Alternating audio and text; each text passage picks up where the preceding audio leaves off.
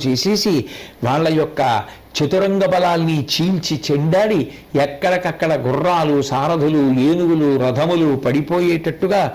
ఎముకలు పిండి పిండి అయిపోయేటట్టుగా శరీరములు నుగ్గు నుగ్గు అయిపోయేటట్టుగా మెడలు తెగిపోయేటట్టుగా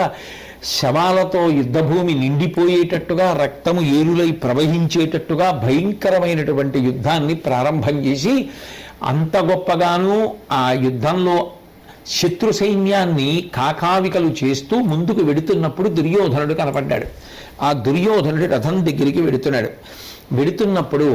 ఆ అభిమన్యుడి యొక్క వేగం, అభిమన్యుని యొక్క విజృంభణాన్ని చూసినటువంటి ద్రోణాచార్యుల వారు ఈ ఊపులో అభిమన్యుడు దుర్యోధనుణ్ణి కలిస్తే దుర్యోధనుడికి ఏదైనా ప్రమాదం జరుగుతుందేమోనన్న ఉద్దేశ్యంతో చాలా గట్టిగా ముఖ్యులైన వాళ్ళనందరినీ ఉద్దేశించి అన్నాడు, నరసుతునకు అగ్గమై